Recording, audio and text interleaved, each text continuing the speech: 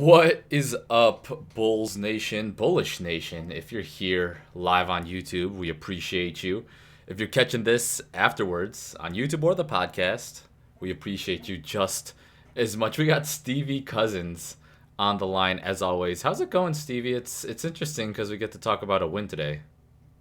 Yeah, I I started off pretty negative in that first quarter. I just more frustrated by the decision making and blitzing and all that sort of stuff. But I feel like as the game wore on, I saw some things happening that were better.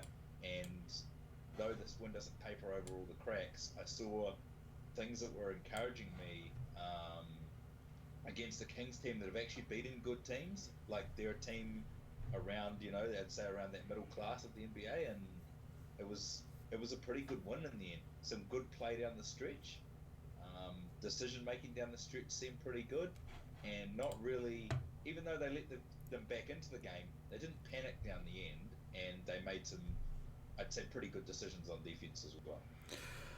Yeah, they did give us a scare, which, we always need to come to expect from this Bull squad. It's never going to be easy, but I did want to, start by talking about that start to the game, and I do have up some highlights for those on YouTube. But Harrison Barnes just started the game with an easy drive to the rim for a dunk, Yeah, and it's just like I don't understand why you can't come out the gate with some energy and not let that happen.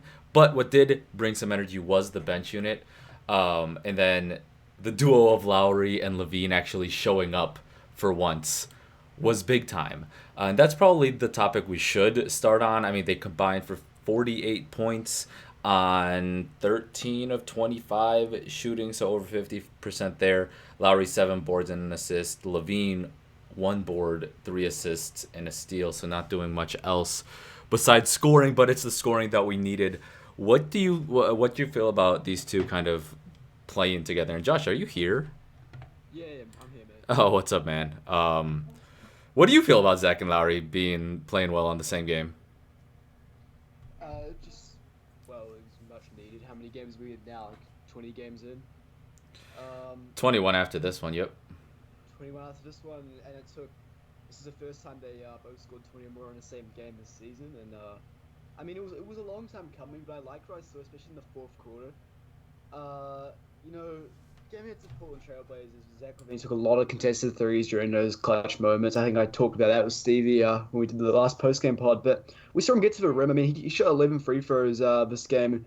We saw him attack a lot more, and Larry Markkinen got some trips to the free throw line into the game, and they both looked pretty aggressive. And Stacey King mentioned on the broadcast after the game that Larry's body language looked different to what we've seen at the start of the season. He looked like he was actually enjoying the game for once, and maybe he can build off that. I mean, the Bulls have a favorable schedule coming up, and hopefully these two can build on that. It was a good game. Favorable schedules are not something that I want to ever mention with this Bull squad because we saw Not how wrong there. that worked out, and they still don't have a win streak, if I'm correct. They have No, not no two-game won, streaks. No. won 2 games in a row, which is crazy. Stevie, what you think about Lowry and Zach?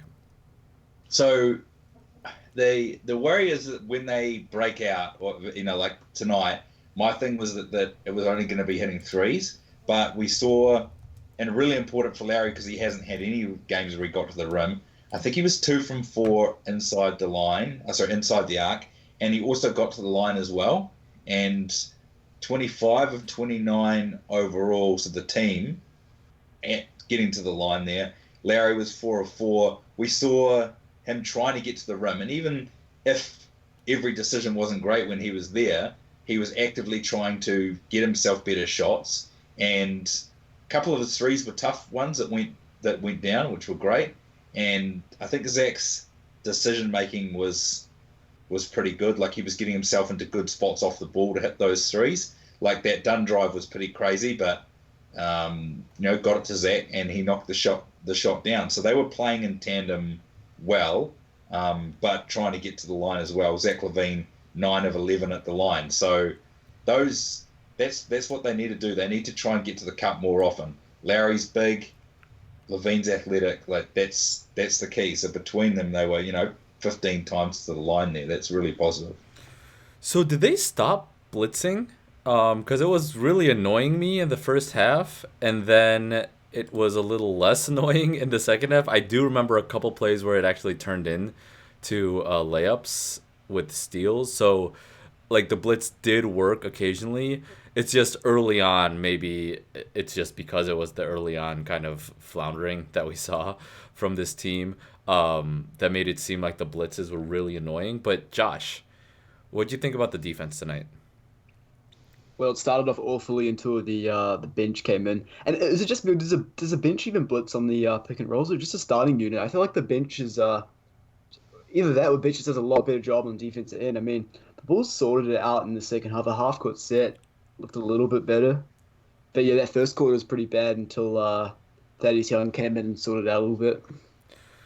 Yeah, I feel you.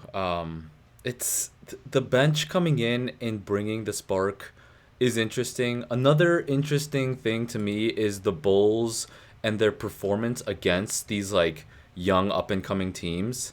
Like the Hawks, they've just destroyed both times that they played them. The like not young and up and coming, but like the Pistons, who were very much in this Bulls Hawks Pistons type conversation. The The Bu- Grizzlies too. the Bulls have kind of handled them. The Grizzlies they won against, and then I mean that's probably like all the Bulls wins anyway. So that they got Don't talk about the Warriors. they got the Hornets as Oh well. no. Yeah, the Warriors game was an embarrassment, but it's interesting because there's nothing that we can say that won't just be completely erased if they come out on Wednesday. Who are they playing Wednesday, guys? Memphis. Memphis. Yep. If, Grizzlies. And if then the they Warriors again. yeah, if they come out on Wednesday and just blow it and let John Morant get buckets all over them and they lose, nothing we say here is gonna matter. And that's what Yeah. and that's what it's kind of come to. It's like we can barely even enjoy a win because we're so not confident that another one's gonna follow. So until next game, I'm not gonna really be able to say anything super positive or get really excited. This was a game that they were up 17. They brought it all the way down to 2 like they normally do, except they didn't actually lose this time, which applause to them for that. But please, let's actually get 2 dubs in a row on the calendar. Stevie, any thoughts on that like mini little rant Yeah. there? Yeah. So I am just more skeptical of the improvements. Like I said, it doesn't one win doesn't paper over the cracks. But I did see like more aggression tonight with trying to get to the rim. And I know that there were a few too many turnovers, but seeing like someone like Sadaransky, I think he was 8 of 8 at the line.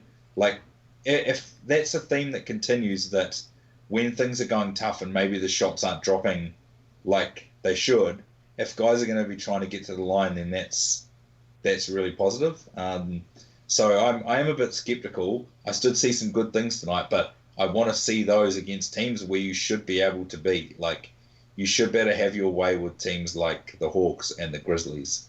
But I want to see a week or two of consistent play to see that these are actually trends, not just a flash in the pan. And I'm hoping Lauri is the biggest part of that. I'm hoping that this is a sort of start and this has fired him up.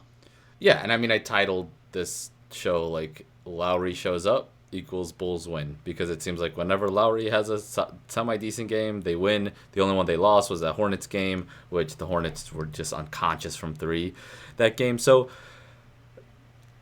yeah, it's good to see. I'm happy with the win. Let's again favorable schedule, 6 home games in the next 7 for the Bulls. Although I don't even know if that's good for the Bulls because they just don't play well at home, unfortunately. um, Josh, anything else you want to add here? Yeah, just as Stevie brought it up, I mean, it was good to see the Bulls getting their free throw line a lot, especially Sadaransky.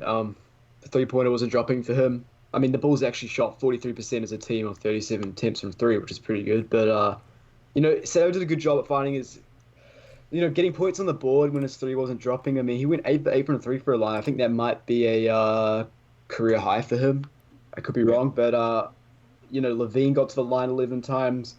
Markin got to the line 4 times. Wendell Carter should have got to the line a couple more times, and only two. But you like to see the Bulls win the free throw count. It's pretty rare because they like to shoot a lot of threes. They like to take a lot of jump shots, and I mean they attacked inside, and it paid off really nice, especially in that fourth quarter too. It was a lot of free throws, and it was good decision making.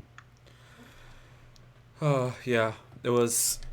It was good. Sorry, I'm just trying to find topics to talk about that are like kind of different.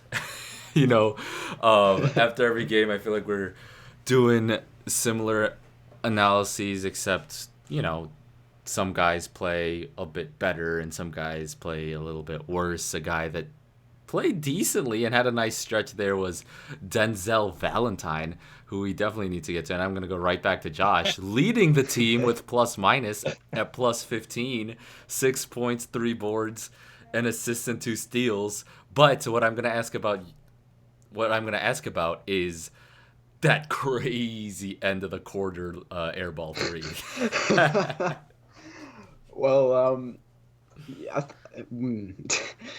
when he waved off Fatty Young for that screen That was and he hilarious. launched Oh a my Damian god. Lillard shot, because I tweeted at you guys saying, did you guys see that when he hit that fading through? Yeah, And yeah, then a yeah. minute later he comes down and does the airball. I tried to delete the tweet, but it was too late. And yeah, but I mean, yeah, but he had a good game. I mean, not really much to talk about. Just I think he going forward, he should have a spot in this rotation, and it seems as though Denzel's starting to move up and Archie Diacono is starting to go down a little bit. I don't know if you guys are like Yeah, seeing that I trend too. noticed that.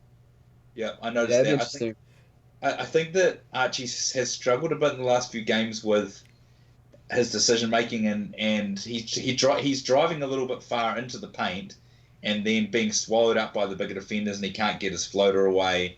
Mm. Sort of turning the ball over in those kind of situations. I feel like he's better as a guy who can spot up and run the offense from time to time, but he needs to be played with the right personnel. He's still been one of the more consistent players, and when the team was playing really, really badly, he was knocking shots down, taking charges. I don't want to see him fall out of the rotation altogether because I think he can add value, but sometimes if he is asked to do a little bit much, especially playing against bigger lineups when there isn't a lot of offense being generated by the Bulls. And Yeah, Shaq is just out now. Yeah, it's got Done. to it be. seems strange. Chris It seems Dunn. really Chris strange. Dunn takes a spot in the line, which like that kind of actually makes sense. I'm not mad about that move. Chris Dunn in the lineup. Maybe that might have like it makes more sense if the first game that Shaq started that Chris Dunn moved into that role and then Shaq came in for the Chris Dunn role on the bench. Like that would have been more logically explained. But this random herky jerky like pulling him into the starting lineup, then taking him out completely, then putting him back in, starting him, and take like does he ever has he come off the bench at all? Like there might not be a game, maybe 1 or 2 games where he actually came off the bench. It doesn't make any sense to me. Anyway, we talked about that quite a bit. Gafford 7 points, 3 for 3 from the floor, just hustling, working hard. Wendell 10 points, 10 rebounds, an assist, 2 steals. I thought he again on the offensive glass. He only had 2 boards, but he's just always a pest when it comes to the offensive glass, and it's just awesome to see him consistently have this positive impact. 37 minutes for him. I feel like he's just gonna keep on developing, um, as long as this Bulls team actually keeps on developing. We'll see about that. Anything else that you want to talk about? I know this is kind of a short episode. Is there any like general themes, general high level like Yeah. things you want to talk about? Stevie or Josh, just either one of you chime in here Yeah. because yeah, Stevie, what's up? Yeah, so I think Sacramento with the larger lineup, like when they had Bielitsa and Holmes playing together a bit, I feel like Wendell was struggling, and looking at the stats, not struggling in terms of he still had a really good game, but almost like it's just him, and they are missing a little bit of size there.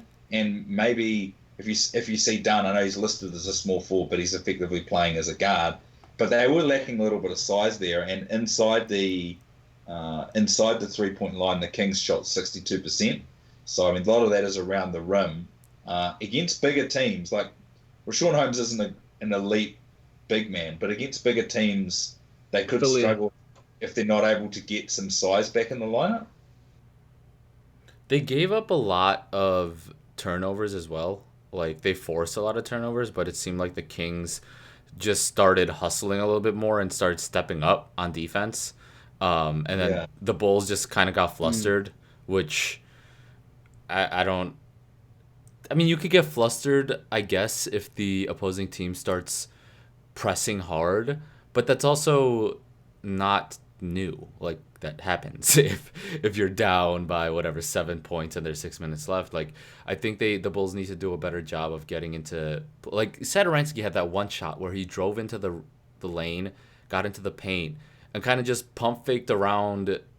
Who was it? Either Rashawn, no, Bielitsa, and then took a really tough fadeaway, just fully contested.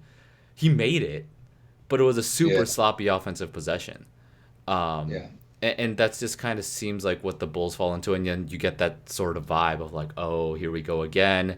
Stacey King was saying that a couple times, like, here we go again.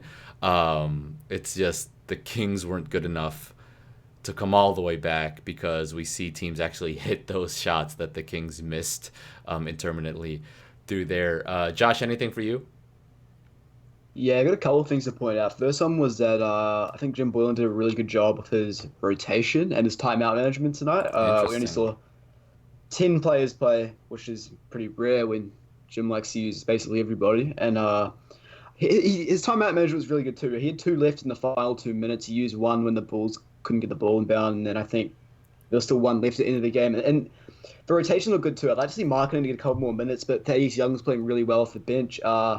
Lavine got 35 minutes. I think he should be aiming to be around 30 to 36 every game. You know, he played big minutes when he was in Minnesota. I think Jim Boylan might forget that he actually can play pretty big minutes. And yeah, it looks pretty good. We got to see Wendell for 37. I mean, I guess that makes sense when he's on foul trouble. But just adding on to that too, so the rotations, in my opinion, are pretty good. But the second thing is how we talked earlier about Shaquille Harrison falling out of the rotation, Chris Dunn now starting small forward. I think this would be a prime opportunity to start Kobe White. I think move Satoransky to the three and just play those three guards. Because Kobe, he's going to be a starter sooner or later. I think after All Star weekend, you'd probably say he should be starting. But this is a really good opportunity for him, especially if this Bulls team that lacks offense. That Kobe White can be chucked in that starting lineup. I mean, Chris Dunn gives you defense, but I just feel as though he's better in that role off the bench when he's playing against like backups and stuff. I think Chris Dunn still had a decent game, but I think Kobe White could have impacted that a bit more if he had a few more minutes. He only played 21 tonight. He had 11, 3, and 3. Yeah, he looked pretty good. Yeah, I think the Bulls like the Kobe White off the bench spark that he's been kind of consistently providing, I would say. Whether or not he's making shots, he's at least bringing an energy to the game that the Bulls generally need. And especially when the starters are off, it's like, but maybe he'll get the starters into higher energy earlier on. Maybe that's something that they should, try out. So, I mean, they're kind of trying things out pretty randomly, it seems like, anyway. So why not? That's kind of how I'm feeling. Mm. Before this game, I do want to read some cleaning the glass stats for you guys. It has been 20 games, and 20 games is generally when these stats start to reach some sort of statistical significance. Obviously, you have those outliers in like Miami Heat from a couple years ago who just completely flipped the switch after 40 games or 41 games and went 30 and 11 to close out. This Bulls team has the talent to maybe switch it up, but like they don't have the trajectory or momentum to make us believe that. Um, but right now, 20 games in, Bulls 21st in net rating, and this is cleaning the glass, so no garbage time or anything involved. And the Bulls have sure seen a lot of that. Negative 3.8 net rating for the Bulls. 27th in offense, 104.3 points per 100 possessions, and that's bad. 14th 14th on defense, 108.2, and this has kind of been pretty steady. Like the offense has been sliding between like 23 and 27 or 28 or whatever. The defense has kind of been steady at 15th, so you do like to see that, and it kind of matches because they are ahead, like pretty calm, what's the word I'm looking for? They're first in turnover percentage, basically, on defense is what I'm trying to say, and I couldn't find the adjective. But that's kind of all they're doing well on defense. They're fouling a lot, which makes sense because Wendell, they're 29th in the league in free throw rate on that end. As I'm reading these numbers, does anything stick out there? Stevie, I know you had a comment about that offensive number. Yeah. Well, yeah, I mean, the offense is really struggling, and it has been struggling, for most of the season. But I think we talked a week or two ago about, I think it is on cleaning the glass. It's a pretty complex stat, but it talks about if you made all your shots, like how does your shot profile, how would your percentages look based on your shot profile? And I think the Bulls would have the number one offense in the league if they were just hitting their shots at league average. So tonight they hit their shots and they've been getting them in good positions, but I don't know if that means the offense is good or bad just because of the missed shots. I mean, rotations, lots of things, buy into what like why the offense has been bad.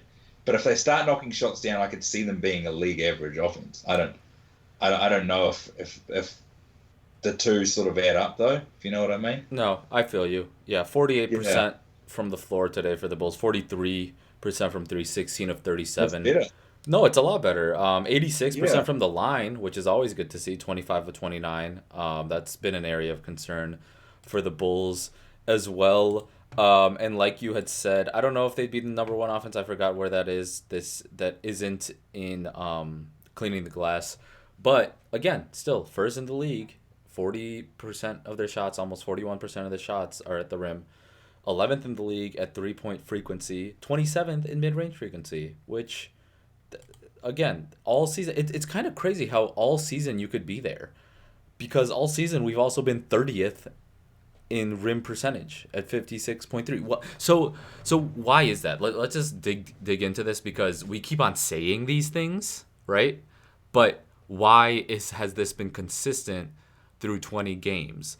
Has Lavine not been finishing as well? Is it Wendell getting a lot of offensive boards and then not finishing all of them? Is it Lauri?